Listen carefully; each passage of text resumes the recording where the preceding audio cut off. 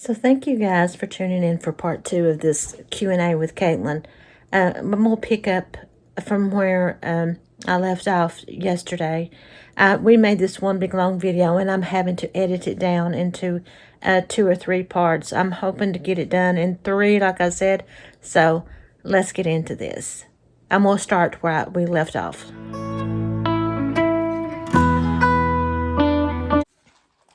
Hey everybody. Kaitlyn's here for the Q&A. You all asked some really good questions, so let's get into it. Also, it's a childhood disease, and I hate saying that, but it's true, because a lot of people don't make it out of childhood, and that is terrible. So I am hoping they find a cure, and they're getting closer and closer with these new medicines. They're doing amazing things. So also, to get cystic fibrosis, both parents have to be a carrier of that gene, or else you can't get it. But not every child has it, because got it. My son doesn't have it. I think if you're a carrier, there's a 1 in 4 chance of your kid having it. If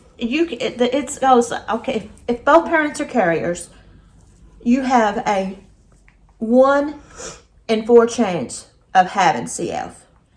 You have a 50% chance of being a carrier, and a 1 in 4 chance of not being anything. And I'm automatically a carrier. Aren't I lucky?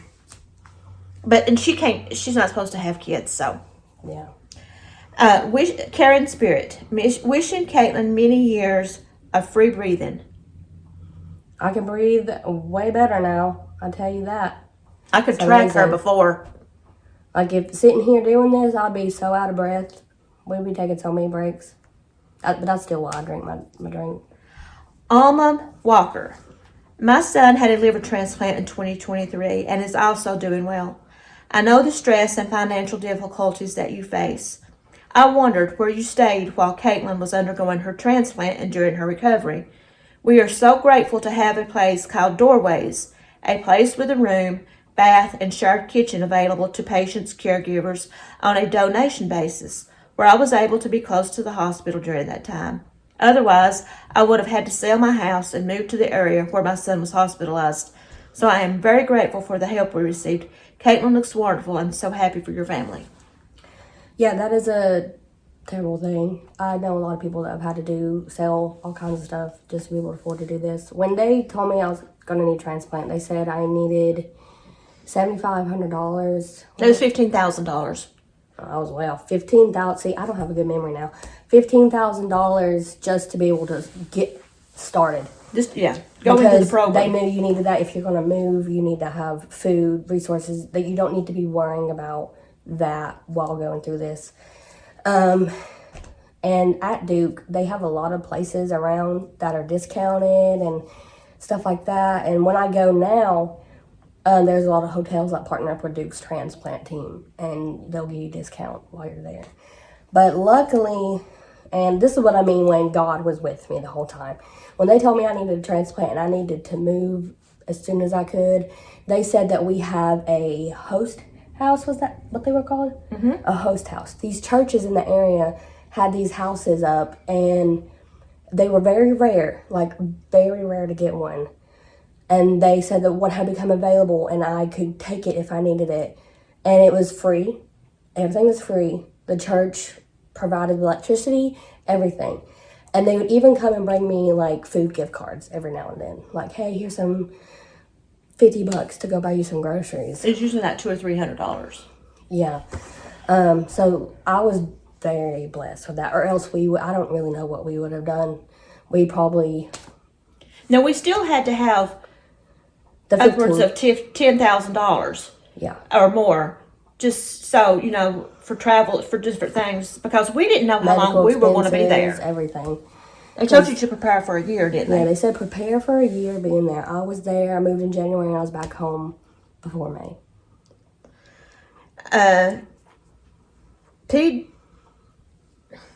P.W. Hitkin, or P. Whitkin.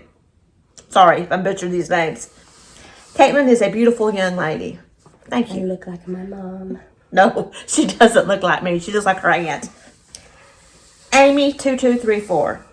You both are amazing women with a wonderful family. God bless you all. Thank you. And I do have a wonderful family. I couldn't have done any of this without any of them. And it's not just been just her family here. It was her extended family, her grandparents, her aunts, her uncles, her cousins. Brooke came numerous times to see her. She'd come see me all the time while I was there. She helped donated. She did so much fundraising for me. Oh my gosh. It was insane. She had two aunts, Kim and Anita, that set up an account and raised money on Facebook. Mm-hmm. I really, like I said, my family is wonderful. I don't know what I would have done without all of them. Deanna 6483. When was Caitlyn placed on a transplant organ list? So happy for you all. God is good. I don't remember dates very well. That is my downfall, is dates. But I moved January 10th, 11th there. And I had to do a pulmonary rehabilitation before I could get put on the list. It kind of builds your body up so it can handle getting a transplant. So I did that, and I had a couple setbacks. I ended up getting sick. As soon as we got there, I was in the hospital. Then 3 weeks later, I was in the hospital again. I was constantly on IVs. So I had to miss a lot of the pulmonary rehab, and sorry.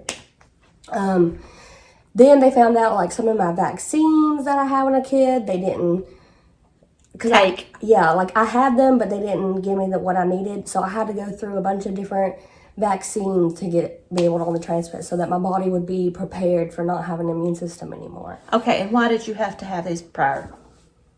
They were the ones that were considered a live virus. Yeah, I also cannot have a live, I can't take the flu live vaccine. Every vaccine I have to have now has to be dead, I guess. But the MMR, I had to have a couple of those. I had to have the hepatitis vaccines, all of that stuff, which took a couple weeks. But once I was on the list, I think it was the beginning of March. It was... Because it was 2 weeks on the dot that I had my transplant. Exactly 14 days later. That was the 22nd you had your transplant. So, go back 14 days. Yes. What, would have been the 8th? March the 8th, maybe? Yep, they called me up on the phone. It was like, hey, you're on the list now, so make sure you keep your phone on ringer. You get a call from us, answer it, be within the 30 minutes of the hospital. Now, before she had her transplant, she had to meet with, it was a whole week of evaluation. She had to have a heart cath done. She had to do a swallow study. She had to do... They had to make sure every other part of my body worked properly. She had to meet with the thoracic surgeon, who's the one who did the transplant. And she was in the hospital, and she was deteriorating rapidly. He came in to see her, and he said, Caitlyn, he said, I can see you. He said, we're probably going to have to move you up. He said, I'm seeing you. You're deteriorating rapidly. You don't have a good color. But there were some things that she had to meet before she could be transplanted. Yeah, they had a whole list of criteria you had to meet before you could be on the list. She would have been listed before her rehab was up. Yeah, but I also had to gain weight, all that stuff. So, Jackie Coda, thanks for the update, Vicki. All right, Caitlyn. A. Baker, did you ever meet your donor's family? She answered that one. I have not yet, but we'll see. Pat Bugler. I think so. Great story. Such a beautiful young lady. Glad she had a successful surgery. I want to wish her the best in life. Keep the faith. Oh, I do. Southern Country 87. My best friend had this. She was too weak for a lung transplant. She was 21 when she passed. It makes my heart smile to see how good your daughter is doing. I don't really have a question. Your story just hit home for me. And like I was just saying, that, I'm so sorry. Because that happens a lot. Like I was saying, just to get listed, you had to make sure your body could handle it. And you have to do other stuff. And a lot of hospitals, and I'm really pushing for this, a lot of hospitals wait till it's too late before they're like, hey, you need a transplant. They'll wait till you're literally knocking on Jesus's door and be like, hey, yeah, maybe you should get a transplant. And luckily, I was blessed to be in an area where the waits aren't as long. If I go on the other end of the country, I could be on the list for years. And people can't live that long, and I just wish that they would be more proactive, because they think, oh, your lung function's 40%. You don't need a transplant. But mine was 40% when I went to Duke, and then 4 months later it was 17%. Well, and they told us that once your lung function hits 50%, you need to at least be In the door. Yeah, get your foot in the door. So that if things happen quickly, you're able to. So I hate hearing that, because I hear that a lot, is so many people get too weak to have transplants. And it's not like on Grey's Anatomy, like you can just have a transplant at any time. No, there's so much into it. Is it 5 feet apart or 6 feet apart? Whatever that means. That's pretty accurate, but not all that. Kimber Brown. I don't know if anyone asked this already, but I have a bunch of questions. I like answering questions. A bunch of statements. First, so glad she came out on top, but ever heard of a long COVID? My nephew is 45 and can't breathe. Let me see what. It's terrible seeing this struggle. A long COVID, yeah, because I'm still suffering effects from COVID. I had COVID. I graduated May 2022. And the same time I had my wreck. So May 2022 was one of my worst months of my life. Oh my gosh. When it rained, it poured. Yeah, first on the May 2nd, May 3rd or something, boom, T-bone. And my favorite car, my Mustang, that I had treated myself with after transplant. I was like, I'm gonna buy my dream car. You was already sick. And yeah, so coming into the last weeks of school, when I was doing all my major tests, everything, I was like, man, I just don't feel the greatest. Like, I'm not eating very much. I'm losing some weight. So then I get T-boned and I'm still losing weight. Like, I stay about 120 pounds now.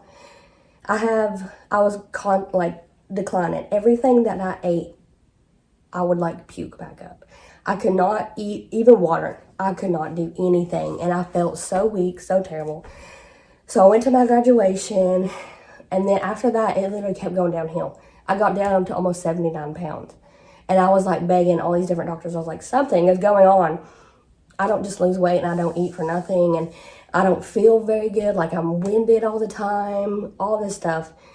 And then I remember they were like, okay, we're going to get some blood work done. This come from Duke, right? No, this was UT. Oh.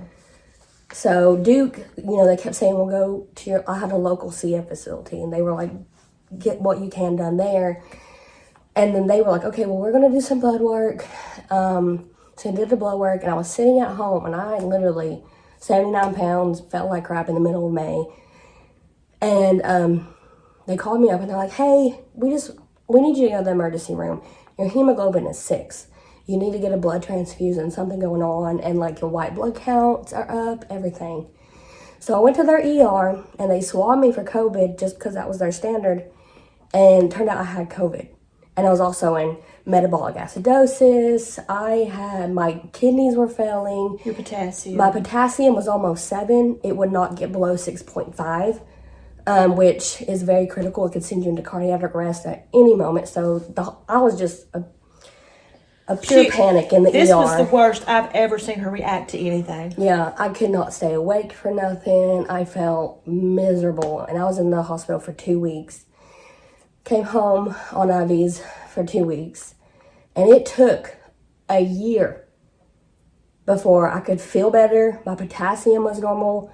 My hemoglobin was normal. It took a whole year before they were like, okay, now you can go into work for what you graduated with. Now you're stable. Now you're good. I was having to go get blood work every week. I was having to take all these medicines for my potassium, my hemoglobin, my kidneys. Now she is in...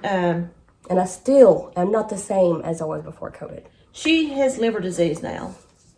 But that day, I thought we was going to lose her. I really did, because I always stayed with her. I always was with her in the hospital. They come in and said she had COVID, and they said, you got to leave. Yeah, they made her and Steven both leave. And I left the hospital crying because I didn't think I was going to see my daughter again. She was that sick.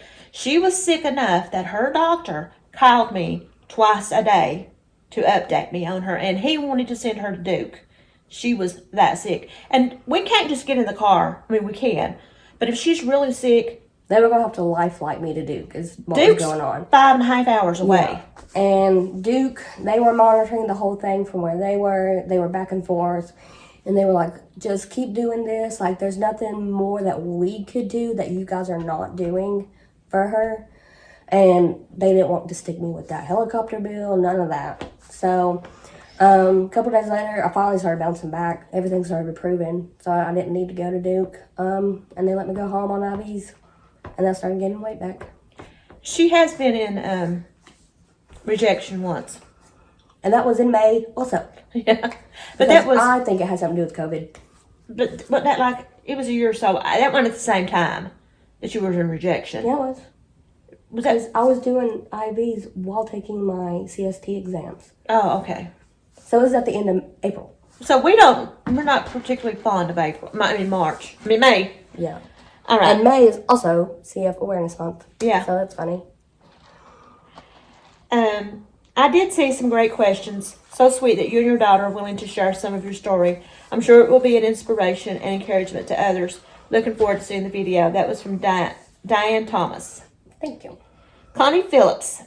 I'm looking forward to the Q&A. One question I already have is how you and her feel about the power of prayer and how it played out in her journey. In my lifetime, I have seen God's hand in numerous situations through prayer. I'm very excited for this and thank her for sharing such a personal journey. Yeah, like I said, without prayers and God, I would not be here today. I was praying through the whole journey, before, after, during, and still to this day. And when I have to go back to Duke for my annual appointments, they'll test me for rejection. That is when I am the most scared because I don't know going into it whether I'm going to have rejection or not. And the whole drive there, I'm praying. The whole time, I'm just like, please, please, Lord. And I have been blessed that I've only had the mild, treatable rejection that one time. And you hit your knees a lot. Well, figuratively. But, yeah. She was placed on a lot of prayer lists at a lot of church. A. Baker. I'm looking forward to the Q&A with Caitlyn. I am honestly curious about the journey as a whole. When you were diagnosed with CF and how your road to transplant unfolded, what hurdles did you have to overcome to qualify for a transplant? How did you keep up with life happening, school, work, socializing, dating, etc.? Anything you're comfortable sharing. There are many challenges some don't realize happen when you live with such an illness as CF. Your story is beautiful, Caitlyn, and I hope it touches so many lives. I feel blessed to have come across your mom, C.S. Brooks channels and to hear your testimony. Getting info out about organ donation is always vital in my book, too. How long was your recovery post-surgery and post-hospital? What maintenance or follow-up care do you still have, or do you have? Thank you for blessing us all with your story. God is so, so good. Have a beautiful weekend. Can't wait to see this video. Bonus question. What got you into your career field? Yeah, my whole journey into this, when I was a kid and I started going to the hospital and stuff, sometimes it was kind of like a break. Like I got to go to the hospital and I didn't have to worry about doing school and having to worry about all that stresses in life. Mm-hmm. I just had to focus on getting better. It's kind of nice, I will say.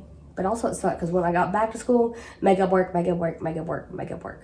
Sometimes the teachers, when I was really young, they would actually make a whole trip up to the hospital, bring me some schoolwork. They told me not to worry about it though. Like all my teachers my whole life have, except for maybe one or two, have really helped me along. Like they were like, yeah, you don't have to worry about these deadlines as bad. We know things are going on. We'll bring you the work, but don't worry about it if you don't feel good enough. My mom had to do these meetings at the 504. Yeah, to make sure that I didn't get in trouble for missing. I didn't, end up failing, all that stuff.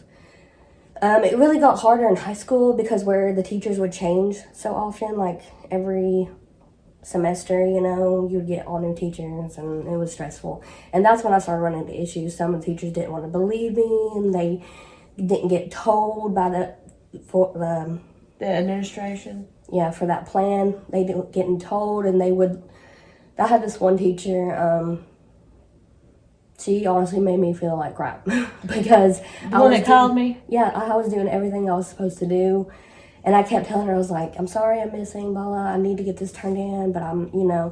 And she literally would just say that I'm making this stuff up, that I just don't want to go to school. Would call my mom, tell her how I'm failing and blah, blah, blah. And she's like, we were literally in the hospital.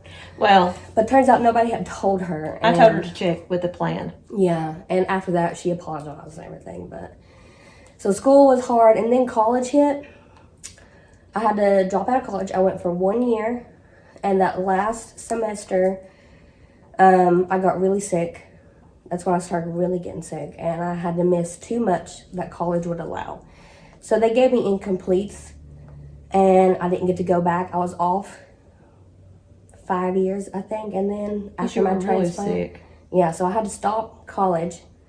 Which I was going for something completely different than what I did. But, so school, it was tough. I still ended up getting A's and B's all the time. I guess schoolwork, I don't want to sound cocky or nothing, but it was easier for me. Like, I could pick up on stuff very quickly. She's a smart girl. I wouldn't say smart, but I could.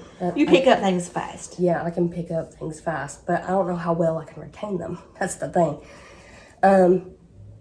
So then I went, first thing I did as soon as I got out of my transplant, I was like, I'm going to go back to school. I'm going to get my degree. I'm going to finish.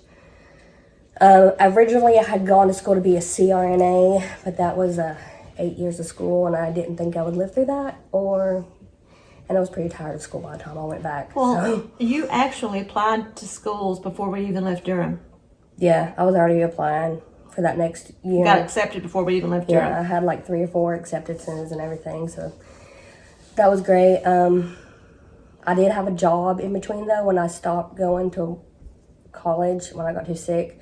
I had a part-time job at Dick's Sporting Goods. Worked there for years. About killed myself doing it. I'd work more than I should have, get me sick, put me in the hospital, come right back to work. Mom, a lot of times, like, I would be so sick, Mom would have to bring me, like, cough medicine and all kinds of stuff. Just... She'd take a break and come out and sit. She worked in a mall, and there was a couch sitting outside the door. And I would bring her some medicine, and she'd come out, and I'd sit on that couch, and she'd lay on that couch in my lap. Yeah, for my lunch breaks. And just go right back to work. Sometimes I'd go in, I had IVs where I would wear a t-shirt. You couldn't see my port.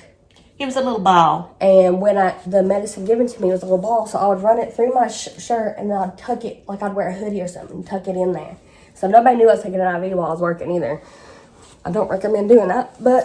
Yeah, because you got a needle in your chest. Yeah, but I was just determined to keep working. I wanted to have my own money. I wanted to do my own thing. I didn't want anything to stop me. But when they told me that I needed the hospital, CF Center, they told me, stop working. You're killing yourself. We're going to get you in for a transplant. So I tried to do everything I could still. I did a lot of reckless things too, I guess you could say. Because my mindset was, back then, like, I could see myself declining so fast. I was like, I don't know how much longer I'm going to live. I'm just going to do what I want. I'll go out. I would, who knows what. I would just be like, okay, I don't care. I'm going to do all this stuff I want to do, even if it got me sick. Well, as morbid as this sounds, she was dying to live instead of living to eventually die. The way she was living, she was pushing herself so hard that it was taking an effect. Yeah, I would work, go home, go hang out with my friends. I would go do whatever I wanted to do, then go to work the next day and keep doing it. I would still try to fit in all my medicines and stuff in between. Sometimes I'd miss it because I was just constantly doing stuff. But well, you just wanted to be normal. Yeah, that was one of my rebellious stages. I just was like, I'm not going to let this stop me. I'm just going to do whatever I want. And we went round and round and round and round. But that's all the school and stuff. And then... What hurdles did you have to overcome to get a transplant? Well... When I was 16, they actually first mentioned transplant to me because I was doing a little rebellious stage then too because I was a teenager and I didn't want to do treatments. I didn't want to do all that because that's not what the cool kids did. So they told me, they're like, if you don't act right, if you don't start doing your stuff, you're going to get a transplant. Because my PFTs had got down to 40s and 30s. So I started doing them again, and I got my PFTs back up, and they sustained for, after that, they sustained about 50s, 60s, until I got into my 20s. And then they were, I think, 40%, and they were like, I think we need to start talking about maybe getting you a transplant, if that's something you wanted to do. And I was like, well, I don't like the other option, so, okay. Now, to be honest, when they told her that she needed to go and be evaluated, I didn't think it was going to be within a year. Well, but she broke down too. Because, what 20-year-old wants to be faced with that? Yeah. She said it wasn't fair. No 20-year-old should have to make that decision. So they recommended me going to Vanderbilt because it was in-state. It's what my insurance would want. It wasn't as far away.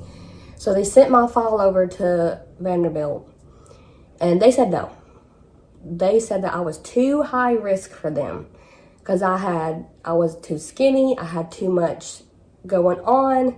I had a chromobacter, which to regular people is horrible. To regular people, it's nothing.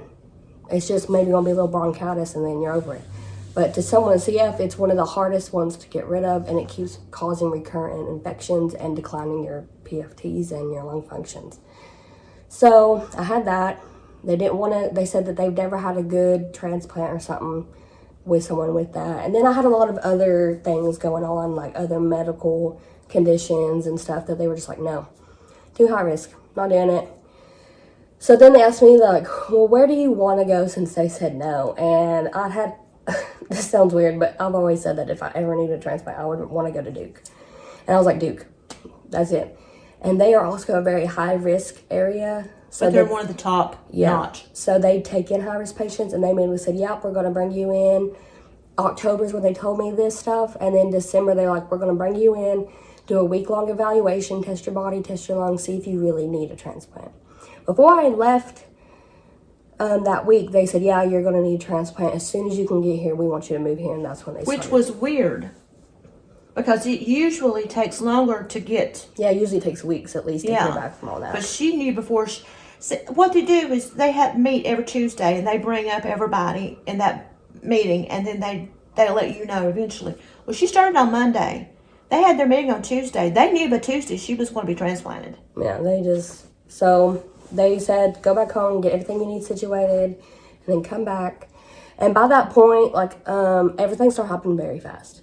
I got a G-tube. I was in pulmonary rehabs. I was doing this, getting everything ready. And it was just boom, boom, boom, boom, boom. And I was exhausted. But there was a delay, because prior to that, they had done a bronch on her, a culture on her. And when we were leaving Durham, UT calls her and says, oh, you have cultured Burkholderia cepacia. Which you don't get a transplant with Burkholderia. Yeah, turns out it was wrong. So we had to wait to get a negative on that. Yeah, it turns out that they tested something wrong or something. I can't remember what happened, but it was a false positive. So I ended up getting to go back. But there was a lot of hurdles just from different tests, getting all my vaccines, getting the weight I needed to be, building up my body strength so that because it kept saying, they're like, you will not understand after your transplant and getting it for the first time how weak your body will be. And I was like, I'm 22 years old. That is not going to happen to me. It did. It knocked her on her butt. Yeah, it was tough. So I had to do all that stuff, and it was all challenging, but. How long was your recovery post-surgery and post-hospital? So I had my transplant. I got called at 11:59 at night. We were going to bed. I was just hooking her up to her G-tube. I was sitting in bed, and we was getting my feedings ready and everything for the night, and they called. So we stopped that. We went straight there. I think it was about 3 a.m. They called and said the lungs are good, so we're going to start rolling you back to surgery now. So by the time the lungs would get there, that I would be ready to go. My dad had not made it yet, was the thing. He was still an hour away when they rolled me back, so he FaceTimed me before I went back. Here I am, still editing in bed. I know I look horrible, but I'm going to stop this one here. I think this is a pretty good stopping spot, and I'm going to pick it up for the third episode where this one ended. So, come back for the third episode. Don't forget to like, to subscribe, to hit that notification button, and to share this video because I want her story to get out. It is such an awesome story. So, see you in the next video. Bye.